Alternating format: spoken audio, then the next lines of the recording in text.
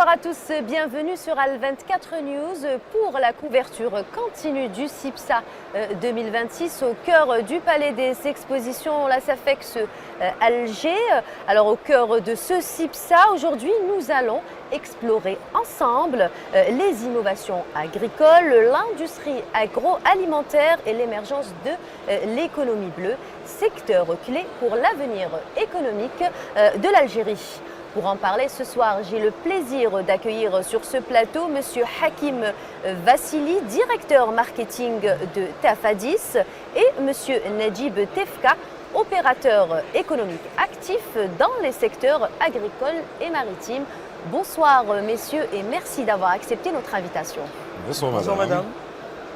Alors je commence par vous, Monsieur Vassili. Pouvez-vous un peu nous présenter Tafadis et les projets phares de votre usine? Bonsoir madame, merci de nous avoir invités. Alors je suis le directeur marketing de Tafadis, une filiale du holding Madar. Donc on a été créé en mars 2023. Nous avons inauguré la raffinerie de sucre de l'Arbatash en mai 2025, donc on est tout nouveau sur le marché du sucre. Mais bon, c'est du sucre de canne à sucre qu'on importe du Brésil. Donc actuellement, notre projet phare, c'est justement l'agriculture. Nous avons lancé un très grand projet au niveau de Ouergla. Avec 40 000 hectares, on veut faire de la betterave sucrière. Comme ça, on va faire un sucre 100% algérien. Vous avez fini la présentation de l'entreprise, oui. On en parlera un peu plus tard dans l'émission. Monsieur Tefka, vous, avec votre œil d'expert, comment percevez-vous les opportunités économiques dans l'agriculture et l'économie bleue pour les opérateurs locaux? Je vous remercie d'abord pour l'invitation. C'était un plaisir d'être ici sur le plateau. Donc je me présente, c'est Monsieur Dr Tekfa Najib, vétérinaire, et donc dirigeant de Earl Ubar Algérie, qui est une société spécialisée dans la sélection génétique des volailles. Donc notre entreprise existe depuis 2007, donc presque 20 ans, à la suite d'un événement mondial qui est survenu sur le plan mondial, qui est la grippe aviaire, qui a pratiquement perturbé tous les marchés mondiaux de l'approvisionnement en volailles, et notamment l'Algérie qui a importé 100% de ses intrants génétiques. Donc en 2006, ça a 20 ans, donc nous en 2007 on s'est installé et on a commencé à produire pour essayer quand même de contribuer à la sécurité quand même alimentaire de notre pays. Et depuis, donc maintenant, nous produisions à peu près 10% à 20% au début, maintenant nous sommes à peu près à 30 à 40% des besoins du marché national. Nous avons passé plusieurs crises, etc.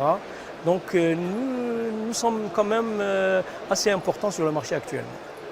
Monsieur Vassili, quelles innovations dans votre usine contribuent à améliorer la production et surtout la qualité?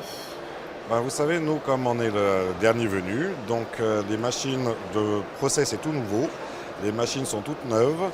Nous utilisons un nouveau process de raffinage par rapport à nos concurrents, ce qui nous a permis d'avoir, il y a une norme internationale qui s'appelle l'ECUMSA, c'est une norme de raffinage. Et grâce à ce nouveau process, nous avons obtenu un indice très bas. Il faut savoir que l'ECUMSA, pour que ça soit considéré comme un sucre raffiné, il faut que ça soit inférieur à 45. Nos concurrents, en général, sont autour de 30 à 40. Nous avons obtenu un ECUMSA entre 5 et 10. Nous avons le sucre de meilleure qualité en Afrique et même l'un des meilleurs en Europe. C'est excellent ça. Oui. Et pensez-vous peut-être qu'il pourrait y avoir des synergies possibles avec l'économie bleue pour créer encore plus de valeur? Vous savez, nous déjà, notre raffinerie, on essaye de recycler tout ce qu'on a. On a une qualité de sucre excellente et on essaye d'avoir justement un sucre 100% algérien. C'est pour ça que nous avons lancé justement ce projet de Ouergla. C'est vraiment un très grand projet, c'est une fierté pour nous. Et on fait tout, on est en train de se battre pour justement réaliser ce projet. Monsieur Tefka, On va parler un peu d'économie bleue, vous l'aurez compris. Comment, selon vous, cette économie peut-elle compléter quelque part l'agriculture et l'agro-industrie dans notre pays, en Algérie? Vous savez, en Algérie, donc, le secteur agricole quand même est un secteur quand même stratégique et primordial parce que quand même il subvient aux besoins donc, essentiels de la population et dans notre secteur, notamment en ce qui concerne les protéines animales. En ce qui concerne notre filière, la filière avicole, il y a une trentaine d'années, quarantaine d'années, donc elle avait un taux de croissance assez bas et il fallait faire donc quand même faire face aux besoins très croissants de la population et à la croissance démographique. La filière avicole est une filière qui fait des croissances très rapides parce que c'est des cycles courts. Donc, et elle peut faire jusqu'à 5 à 10% de croissance. En Algérie, on est arrivé même à des années où on a vu même plus que 10% de croissance. Sur le plan mondial, en moyenne, c'est 5% de croissance. Donc, c'est la protéine la moins chère. Elle permet quand même de se substituer aux viandes rouges qui sont plus difficiles à produire et plus longues aussi, plus lentes à produire, qui demandent plus de moyens et plus de temps. Donc, et la filière, donc, elle a commencé à se développer donc, à travers des structures étatiques au niveau des années 70, durant les années 70 et dans le secteur privé à partir des années 90. Actuellement, pratiquement, donc, notre filière couvre 100% des besoins de l'Algérie. On n'importe pas, pour ne pas dire, on a importé ponctuellement une ou deux fois des volailles congelées de l'extérieur. Mais sinon, on peut subvenir facilement, on a tous les moyens et toutes les infrastructures pour pouvoir subvenir aux besoins de la population. Aux besoins de la population algérienne. Mais est-ce qu'il y a des projets concrets qui sont déjà en cours et génèrent des retombées économiques localement? Alors, si on veut parler dans la filière avicole, il y a bien sûr toujours de plus en plus de projets et des projets qui sont de plus en plus, j'allais dire, intégrés. Avant, donc, il y avait des éleveurs et des importateurs. Maintenant, il y a de grandes structures qui se mettent en place, des grandes unités économiques qui font tout, donc du A à Z, donc de l'intrant de volaille jusqu'au produit fini au consommateur. Et je pense que c'est ça l'avenir qui, donc, dans notre pays, c'est un secteur d'avenir dans ce domaine-là. Donc on va commencer à être pratiquement à ressembler à tous les pays donc, développés puisqu'on arrive jusqu'à à consommer plus de 20 kg à 25 kg de viande de volaille par habitant et par an. Ce qui est une bonne performance. Monsieur Vassili, par rapport aux innovations, est-ce que vous rencontrez peut-être des défis pour justement moderniser votre production tout en restant compétitif? Nous déjà, comme je vous ai dit, comme je vous expliquais dans le raffinage de sucre, on a un nouveau process où on rentre, il y a beaucoup moins de produits chimiques pour le raffinage. On a privilégié un process plutôt mécanique, par exemple pour le blanchiment du sucre. Et au niveau de l'agriculture, nous faisons appel aux meilleurs agriculteurs pour justement avoir un rendement très intéressant. Il faut savoir que la betterave, quand on la plante, on va la récolter, après il va falloir faire une agriculture tournante. Donc à part la betterave, on va faire du blé, du maïs, et tout ça après ça va rentrer dans les aliments de bétail. Ça veut dire qu'à part le sucre, on va aussi pouvoir toucher plusieurs autres secteurs. Et est-ce qu'il y a des partenaires ou peut-être des innovations qui vont permettre ou qui permettent déjà de surmonter certains obstacles sur le terrain? Vous savez, encore une fois, Tafadis, elle fait partie du holding Madar, donc c'est lui notre principal partenaire. Et on va essayer de privilégier aussi du savoir-faire des différentes filiales que Madar a et ainsi se développer plus rapidement. Je me tourne vers vous.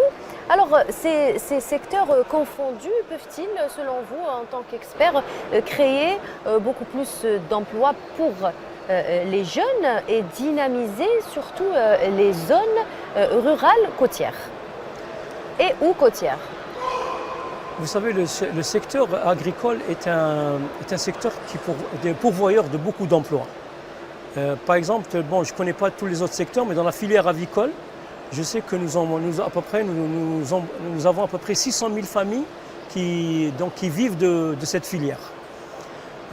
C'est une filière qui, bien sûr, qui se modernise et donc elle fait appel à des jeunes automatiquement et des jeunes universitaires ou au moins un cycle moyen ou, disons, secondaire.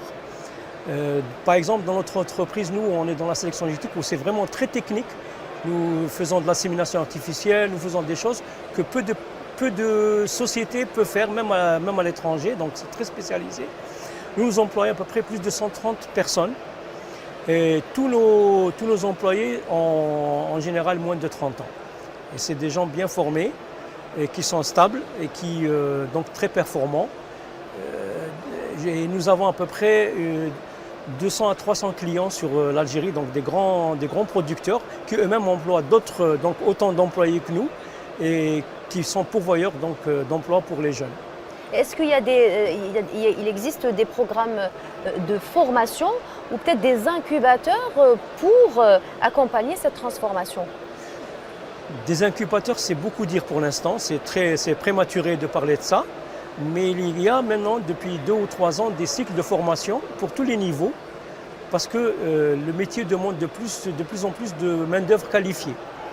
Donc automatiquement, les entreprises sont obligées de former, soit intramuros, soit extramuros. Oui.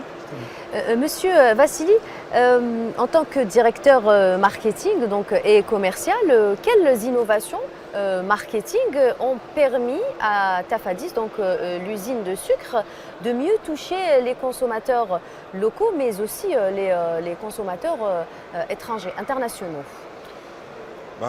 Parlez-nous un peu de la stratégie marketing de Tafadis. La stratégie marketing, bon, c'est vrai qu'on est la dernière raffinerie de sucre, on est dans un secteur qui est très concurrentiel, qui est déjà saturé au niveau du sucre du marché national. Donc nous avons notre stratégie marketing qui est pour créer un peu, si vous voulez, comment expliquer ça, refaire naître le souvenir et faire apparaître aussi la qualité, faire ressortir la qualité du produit. Et les Algériens sont de grands amateurs de sucre. Oui, ils sont de très grands amateurs de sucre. Il faut savoir que l'Algérie est l'un des plus grands consommateurs de sucre au monde. C'est pas très bon pour la santé. C'est pas très bon pour la santé et justement... Voilà, est-ce qu'il y a peut-être des volets sur lesquels vous voulez mettre l'accent parce que ça reste du sucre et maintenant après avec les normes internationales on essaye de diminuer la consommation de sucre. Que ce soit le gouvernement qui essaie de diminuer par exemple le niveau de sucre dans les boissons, il y a une certaine politique justement pour un peu lutter contre le diabète. Et nous justement, notre sucre, vu la qualité et vu par exemple on a un taux de sucrosité qui est assez important, donc une cuillère et demie peut remplacer 2 cuillères avec notre sucre. Donc on fait quelque chose justement, on a des actions pour ça. En local et à l'international? Et à l'international. Bon, pour l'instant à l'international, le sucre est un produit subventionné, donc on n'a pas le droit de l'exporter. Mais on travaille sur ce sujet. Sur ça. Monsieur Tefka, quel secteur de l'économie bleue sont selon vous les plus attractifs pour les investisseurs aujourd'hui en Algérie? Est-ce que vous parlez des investisseurs algériens ou étrangers? Étrangers. Bon, je pense que l'Algérie est un marché quand même... Aussi, les investisseurs oui, bien sûr, algériens, même des Algériens, bien sûr, il n'y a pas de souci. Mais tout un investisseur, c'est un investisseur, il n'y a pas de souci. L'investisseur, d'abord, il cherche à investir dans des secteurs, porteurs, pour pouvoir, si vous voulez, avoir un retour sur investissement assez rapidement et assez conséquent, et être assez sûr aussi du marché. La particularité de l'Algérie, c'est que c'est quand même un grand marché, très diversifié, avec une population croissante. Donc, normalement, c'est un marché intéressant pour n'importe quel investisseur, algérien ou étranger. Je pense que actuellement, les derniers aménagements législatifs, etc., réglementaires, se sont ouverts pour des investissements quand même étrangers ou algériens, pour essayer d'assurer quand même la stabilité de l'investissement et surtout le retour sur investissement. C'est ça qui compte le plus pour un investisseur. Pour un investisseur. Monsieur Vassili, voyez-vous peut-être des synergies, des interactions possibles entre votre industrie et les projets de l'économie bleue qui sont émergentes en Algérie? Nous soutenons tous les projets agroalimentaires, justement, que ce soit, comme je vous ai dit, dans le domaine du sucre ou dans les aliments de bétail. Nous avons aussi un petit projet aussi sur l'alcool, parce que l'alcool est produit de la mélasse, et la mélasse est l'un des déchets du raffinage. Donc nous allons toucher vraiment une vaste gamme de produits. Et votre présence ici au CIPSA, quelles sont vos attentes? Est-ce qu'il y a eu de nouvelles collaborations? Est-ce que vous avez pu interagir avec les autres acteurs du marché? Nous avons eu pas mal de bonnes prises de contact. Nous avons discuté avec pas mal de fournisseurs et de producteurs. Nous avons de très bons retours. Nous avons pas mal de clients qui sont venus nous voir pour nous féliciter justement sur la qualité.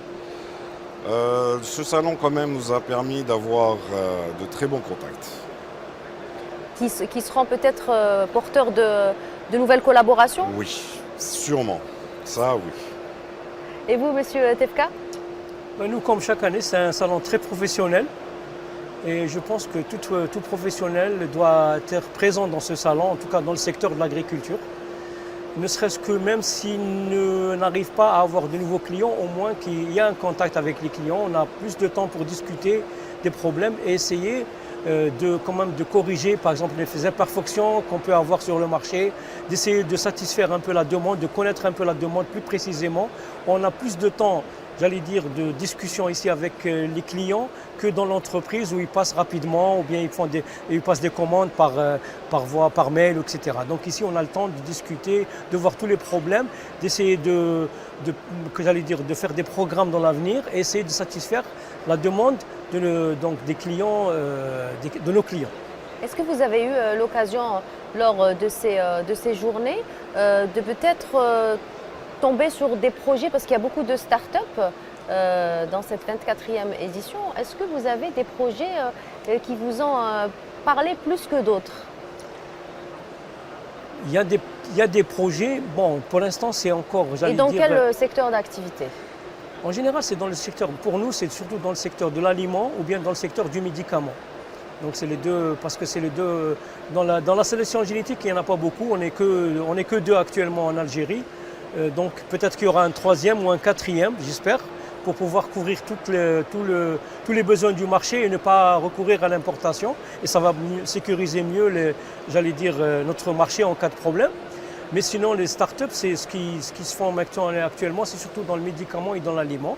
Ça se professionnalise de plus en plus. La qualité est déjà là. On a de plus en plus beaucoup d'innovations cette année. On a des innovations. Si vous avez eu l'occasion de faire un tour. Oui, il y a beaucoup d'innovations. Vraiment, c'est très intéressant. Oui. On a beaucoup de contacts là-dessus. Donc, ça permet aussi, même pour vous, peut-être d'être en contact avec cette nouvelle génération pour peut-être intégrer une nouvelle innovation à votre usine. Oui, nous, on fait justement, par exemple, il y a certaines choses où on fait appel à des startups, à des jeunes. Nous, il faut savoir déjà que on va dire 80% de notre personnel, c'est des personnes jeunes diplômées, c'est des jeunes. On donne la chance aux jeunes et on fait appel à de nouvelles technologies, que ce soit au niveau de l'agriculture, en utilisant des drones pour surveiller l'agriculture. Exactement. Donc on utilise que ce soit la jeunesse, que ce soit de la nouvelle technologie. Est-ce que, M. Tefka, est-ce que vous pensez que ce type de manifestation dans le secteur agricole permet à des startups d'émerger et de prendre contact avec, on va dire, de grandes entreprises pour pouvoir collaborer? Certainement, certainement, parce que d'abord les startups c'est des débutants, donc ils ne connaissent pas bien le marché. Et parfois, bon, ils ont des craintes. Bon, il y a beaucoup de risques quand on crée une entreprise. Mais je pense que lorsqu'ils ont des contacts avec des entreprises un peu anciennes comme la nôtre, je pense que d'abord on leur donne les bonnes directions pour qu'ils ne perdent pas de temps sur des choses inutiles ou sur des investissements qui ne rapportent rien pour le moment. Donc ça permet quand même aux startups d'évoluer, j'allais dire positivement sur le marché. Et nous, ça nous intéresse beaucoup parce qu'il n'y a aucune entreprise qui est en autarcie. On a toujours besoin les uns des autres, on se complète. On a toujours besoin d'autres expertises, même si nous, on fait des choses dans notre domaine, mais on aimerait bien quand même qu'il y ait autour de nous des petites entreprises ou des grandes qui viennent en soutien à la production nationale. Et selon vous, peut-être une dernière question, Monsieur Tefka, quelle leçon peut-on tirer du secteur industriel comme celui de l'usine Tafadis pour accélérer un peu l'économie bleue? Je pense qu'il y a quand même des décisions qui ont été prises, et je vais vous dire laquelle. C'est qu'avant, nous en tant qu'entreprise, on a besoin de savoir-faire et d'intelligence. Cette intelligence existe dans nos universités. Donc, depuis ces dernières années, donc, il y a des instructions donc, gouvernementales pour qu'il y ait un rapprochement entre le secteur universitaire et le secteur économique.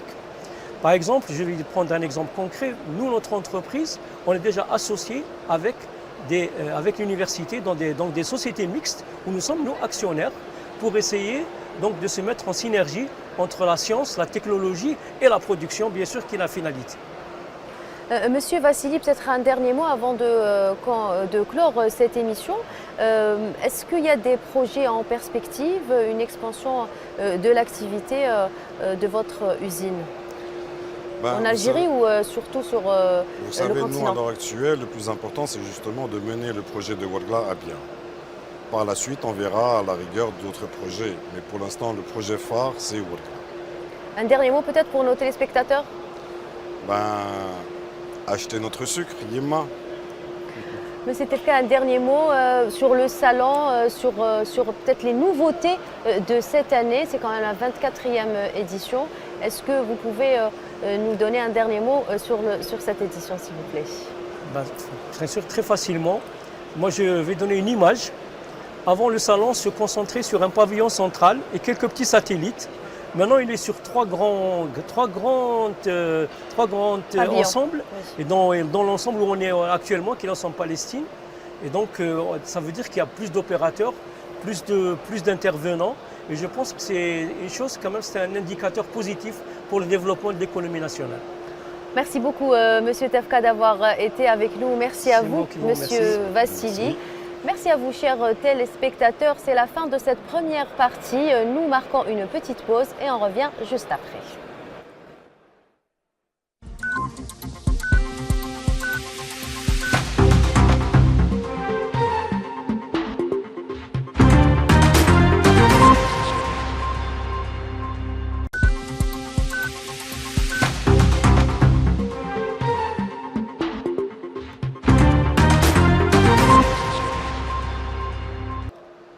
Bonsoir à tous, merci de nous rejoindre pour cette deuxième partie de la couverture continue ici au cœur du CIPSA 2026. J'ai le plaisir de recevoir pour cette deuxième partie Monsieur Sofiane Fares, fondateur de Tesk Advisor. Bonsoir Monsieur Fares, merci d'avoir accepté notre invitation. Bonsoir Madame, merci pour l'invitation. Également avec nous Monsieur Mohamed Bouhaouchine, expert référent en pêche et aquaculture. Bonsoir Monsieur Houchine. Bonsoir. Alors, je vais commencer par vous et je me suis trompée sur votre nom, je l'ai un peu écorché. Oui, c'est Mohamed Houchine. Mohamed Houchine. Alors, Monsieur Fares, dites-nous un peu, parlez-nous un peu de votre entreprise. Nous entrons maintenant dans cette seconde partie. Parlez-nous un peu de votre entreprise et de votre présence dans ce salon cette année. Alors, l'entreprise, je me présente, Fares Sofiane, je suis General Manager et fondateur de l'entreprise Tesk Advisor, qui est aussi labellisée Startup depuis pratiquement 3 années. Cette entreprise qui a été créé avec mon associé Belaméouch Amar, que je le salue à travers votre émission. Et on travaille principalement dans le domaine de l'IoT, l'Internet des objets et des nouvelles technologies. Et puis, on essaye de répondre à plusieurs problématiques, notamment dans le domaine de l'agriculture, d'où notre raison d'être là aujourd'hui dans le salon CIPSA. Et on a aussi d'autres projets dans d'autres domaines, à savoir l'hôtellerie, assistance aux personnes âgées et des problématiques classiques comme la maison connectée. En général, donc, notre entreprise opère dans le domaine de l'IoT, d'Internet des objets. Voilà. Monsieur Houchine, votre présence ici au CIPSA 2026, parlez-nous un peu en quoi consiste l'économie bleue, s'il vous plaît. L'économie bleue, c'est le pendant d'économie verte sur le continent. Donc c'est tout ce qui est activité maritime durable. Donc c'est la pêche, c'est l'aquaculture, c'est le transport maritime, c'est les énergies marines. Enfin, c'est toutes les activités économiques qui ont un lien direct avec la mer et la frange littorale. Et parlez-nous du programme surtout. Alors le programme Économie bleue, c'est un programme financé par l'Union européenne. C'est un programme qui a débuté en 2022 et qui se terminera en novembre 2027 pour un budget total de 20 millions d'euros. Il est en appui au développement des activités liées à l'économie bleue et en appui justement notre partenaire principal, c'est le ministère de l'Agriculture et du développement rural et de la pêche et en particulier la DGPA. Donc c'est notre partenaire principal. Et d'ailleurs notre directeur national de projet et le directeur de l'aquaculture au sein de la DGPA. Merci. Monsieur Fares, est-ce qu'il y a des stratégies bien précises qui permettent justement à des entreprises comme vous de mieux comprendre le marché et renforcer leur compétitivité? Déjà, l'avantage de donner des facilités à des startups et créer plusieurs briques dans l'écosystème actuel, donc il permet de rapprocher les entreprises, les idées des opérateurs économiques, d'essayer de rapprocher aussi le besoin qu'on peut le trouver chez les opérateurs économiques et qui peut-être on peut trouver des solutions et des réponses dans que ce soit dans des universités qui disposent des incubateurs ou à travers des ingénieurs qui développent ou qui sont dans une démarche de recherche et développement. Donc cet écosystème qui permet de joindre les deux bouts et permettre au jour d'aujourd'hui de créer des solutions ou de concevoir des solutions pour qu'elles soient opérationnelles chez des opérateurs économiques. Est-ce que vous pouvez nous parler un peu de l'échantillon que vous venez de nous exposer, s'il vous plaît? Alors, comme j'avais cité au départ, donc, ça c'est un dispositif qui traite une problématique dans le domaine de l'agriculture. Donc c'est un dispositif qui se base sur la technologie IoT, Internet des objets, qui comporte une partie électronique, une partie software, et qui dispose de plusieurs capteurs. Avant, j'essaie d'écrire un petit peu la problématique pour que... oui, bien sûr. Voilà. Donc, pour les champs à grande surface, comme les champs circulaires à irrigation par pivot, donc c'est des champs qui ont des superficies énormes. Et la gestion de ces champs est un petit peu problématique et demande des défis de taille. Donc les exploitants, donc, ils ont du mal déjà à parcourir toute l'exploitation pour prélever des mesures sur terre, pour comprendre comment ils vont gérer cette exploitation, à quel moment ils vont irriguer, quand est-ce qu'ils vont fertiliser, est-ce que les paramètres du sol ils sont bons pour pouvoir fertiliser aujourd'hui ou demain, ou il faut réajuster. Donc toute ce manque de visibilité, donc, il rend la tâche difficile pour les exploitants. Des superficies, de grandes superficies. Importantes, oui, de voilà, grandes. importantes. Donc, d'où notre intervention.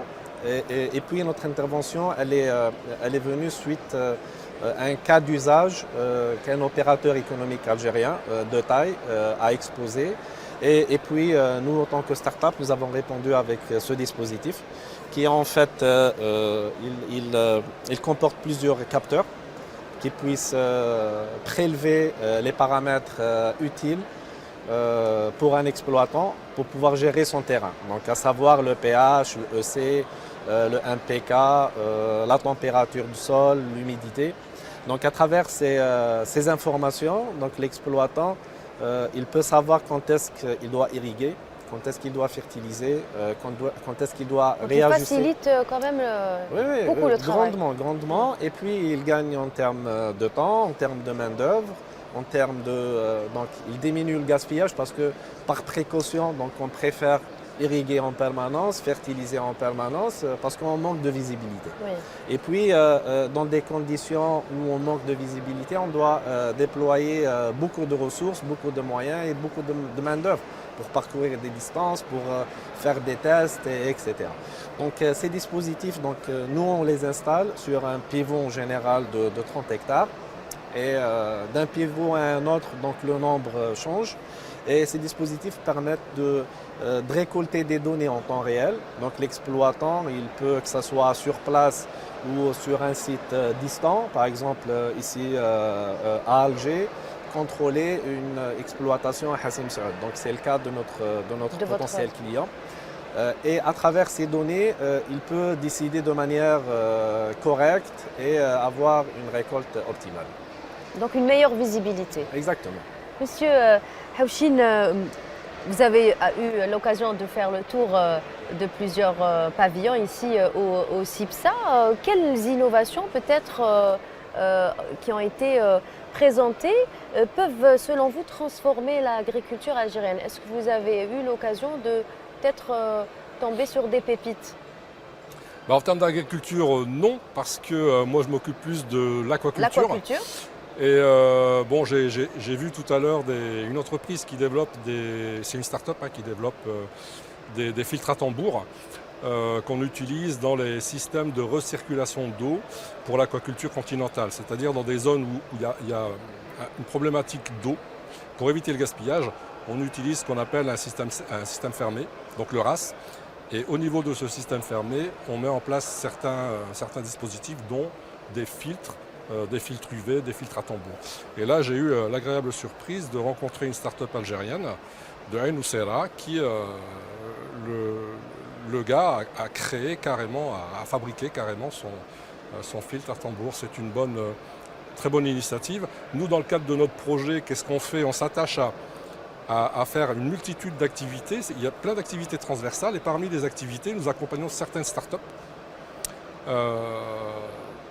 dans l'incubation. Comment se passe justement l'accompagnement du programme? L'accompagnement, c'est-à-dire que nous, on contractualise, on a fait des contrats avec des incubateurs. Ces incubateurs ont été chargés d'accompagner des startups pour qu'ils maturent leurs projets jusqu'à la réalisation. Et dans ce cadre-là, on a accompagné un certain nombre de startups qui ont été incubées.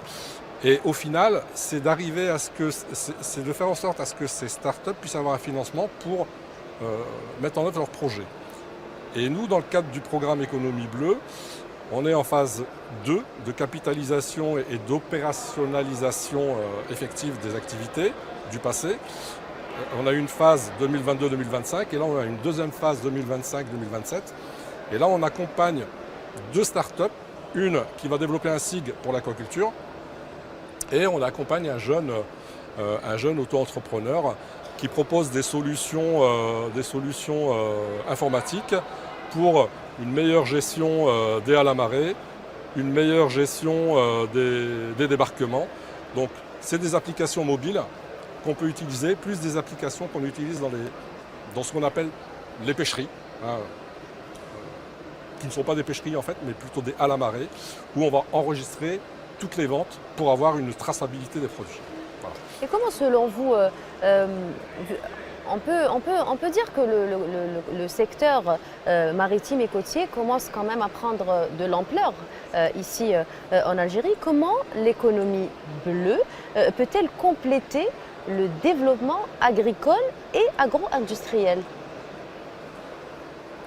Les ressources marines, c'est une source riche en protéines et ça peut pallier ou compléter, ou assurer une meilleure sécurité alimentaire. Et donc aujourd'hui, on constate que sur le littoral algérien, il y a de plus en plus de fermes d'aquaculture marine qui se développent sous forme de cages flottantes.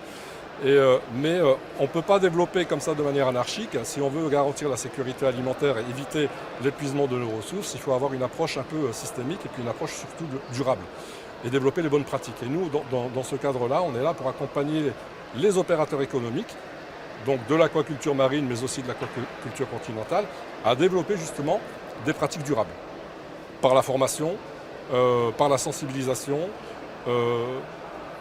par la prise de conscience, par des plaidoyers, par pas mal de choses, en coordination justement avec la Direction générale de la pêche et de l'aquaculture en Algérie.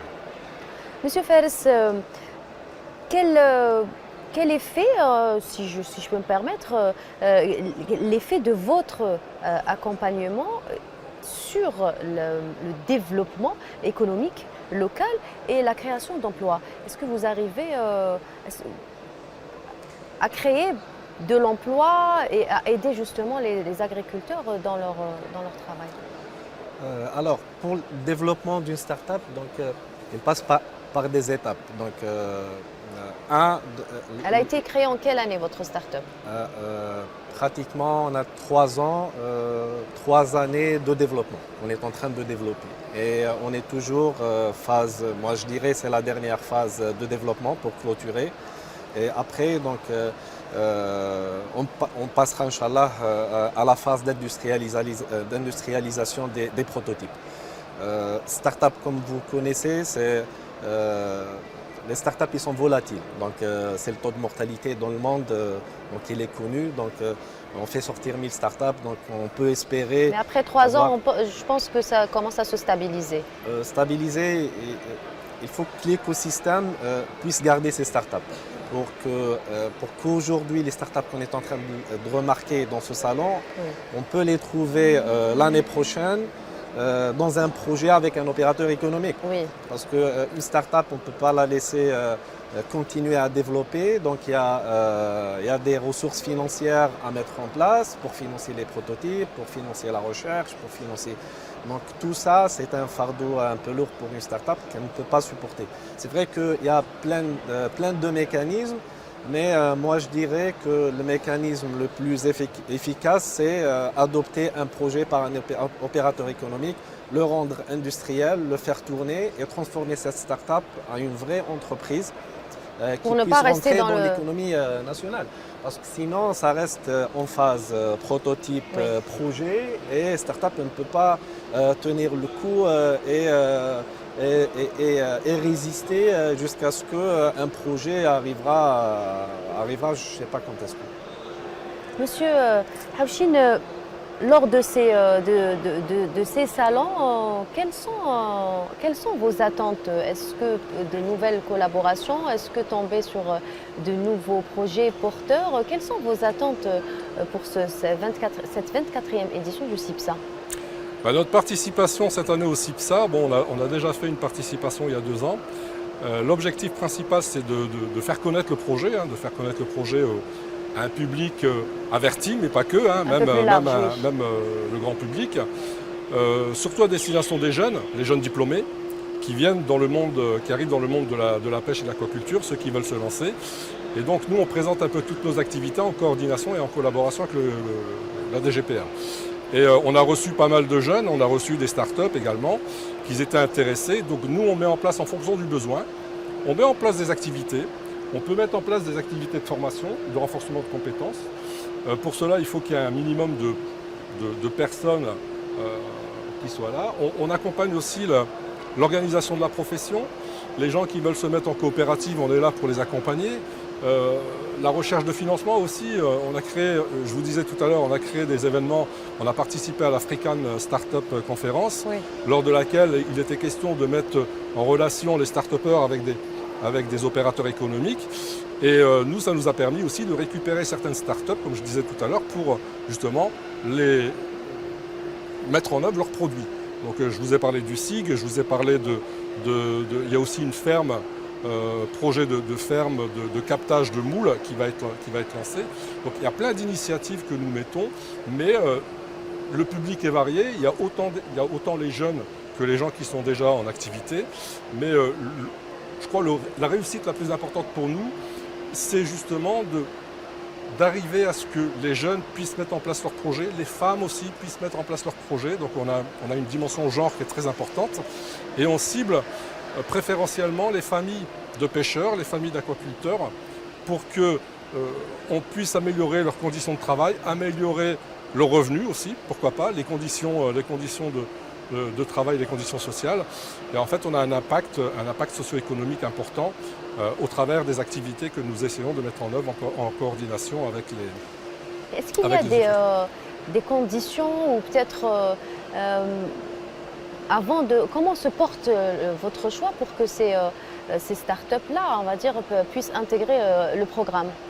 Il faut que ce soit des startups qui soient bien avancées, bien identifiées, qui opèrent pas seulement dans la pêche et l'aquaculture, mais aussi toute la chaîne de valeur de la pêche et de l'aquaculture, en amont et en aval, sur la fabrication des intrants, on a eu des startups, il y a des startups qui produisent de l'aliment pour poissons, donc on essaie de les accompagner. Comment on peut les accompagner aussi par de la formation? Beaucoup de formation. Il y a énormément de choses et les jeunes qui viennent nous voir, on essaie de leur donner des solutions, on essaie de les orienter, on essaie de les introduire, de les mettre dans des dispositifs d'accélération, ou dispositifs d'accompagnement, alors directement ou indirectement. Soit c'est nous qui les accompagnons, soit on les met dans une structure qui va permettre de les accompagner, de se développer. Et l'objectif vraiment de ce salon aujourd'hui, c'est il nous reste une année et demie de travail, et le tout c'est d'attirer le maximum de personnes, de faire le maximum d'activités pour le développement de la filière pêche et de la filière aquaculture en Algérie. Et vous, mais dans un esprit de durabilité. Toujours. C'est la devise. Ouais. Monsieur Fels, est-ce que grâce au CIPSA 2026, vous avez réussi à peut-être identifier des futurs collaborateurs? Comment s'est passée votre présence ici au salon cette année? Oui, certainement à travers ces salons, donc c'est le salon. Est-ce que juste votre produit a attiré l'attention comme escompté? Alors d'abord, il y a l'opérateur économique avec lequel on le cible comme un client potentiel. Donc déjà, ça lui a permis de se familiariser un peu, d'avoir un avant-goût sur le produit qu'on va installer chez lui, parce que le projet compte démarrer en août. Donc, pour gérer un cycle de production de blé. Est-ce qu'ils ne sont pas, on va dire, un peu réticents, oui. Non. Parce que généralement, ils sont un peu réticents tout ce qui est modernisation, innovation. Est-ce que justement ce problème n'existe plus? La résistance au changement, c'est un phénomène naturel. Donc, certes, même si la stratégie elle est dans le même sens dans l'adoption des nouvelles technologies, fort probable qu'on va rencontrer des personnes à l'intérieur de l'entreprise qui sont réticents, qui ne sont pas convaincus de la nouvelle technologie, qui n'ont pas encore adhéré.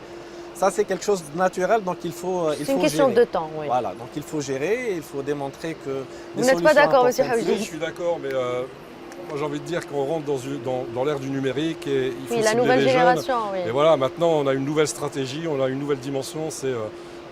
Il y a pas mal de gens, moi je connais pas mal d'agriculteurs aussi qui mais le problème ne se pose pas avec les jeunes, je pense qu'il se pose avec les moins jeunes. C'est l'ancienne génération, mais je pense que même parmi l'ancienne génération, avec une bonne sensibilisation, et puis c'est pas eux de toute façon qui vont porter le changement, c'est plutôt les jeunes, et c'est les jeunes qui vont faire en sorte que les plus vieux vont changer, et puis vont laisser un peu la place, tout en étant en supervision, parce que c'est pas facile aux anciens de laisser la place. Mais je pense qu'on est dans une bonne dynamique, et puis les orientations du gouvernement aujourd'hui, c'est ça, quoi. C'est aller de l'avant, c'est la nouvelle Algérie, hein, c'est aller de l'avant, et c'est promouvoir la jeunesse algérienne, l'innovation algérienne, les start-up. Et puis heureusement, on est dans une conjoncture économique aujourd'hui qui permet de faire ça. Et alhamdoulilah, et puis il faut y aller, il ne faut pas avoir peur d'y aller. Monsieur Fels, c'est peut-être un dernier mot pour conclure cette émission? Alors, donc, maintenant, au jour d'aujourd'hui, on a beaucoup de startups, on a beaucoup d'idées. Beaucoup de concurrence, oui. Oui, beaucoup de projets innovants. Et maintenant, il faut penser à les intégrer rapidement dans l'économie nationale. Parce que le nombre de startups qu'on peut recenser cette année, on va certainement ne pas le trouver l'année prochaine. Donc maintenant, il faut que le rôle rôle des opérateurs économiques soit déterminant et ils doivent, à travers les mécanismes que l'État a mis en place, il y a plein de mécanismes que l'État a mis et a donné à disposition des opérateurs économiques, à savoir dispositif de recherche et développement qui permet aux opérateurs économiques d'investir sur une start-up, de payer les charges et les coûts de recherche et développement à travers les charges EBS. Donc il y a plein de dispositifs. Donc maintenant, c'est le rôle des opérateurs économiques, je dirais, qui doivent contribuer grandement pour essayer de capter le maximum de startups et les faire rentrer dans l'économie nationale. Merci. Merci beaucoup, Monsieur Fares, d'avoir été avec nous. Monsieur Hawchine, merci aussi à vous d'avoir accepté notre invitation. Merci à vous, chers téléspectateurs, de nous avoir suivis. Je vous laisse avec le rendez-vous de l'information. À très bientôt sur Al24 News.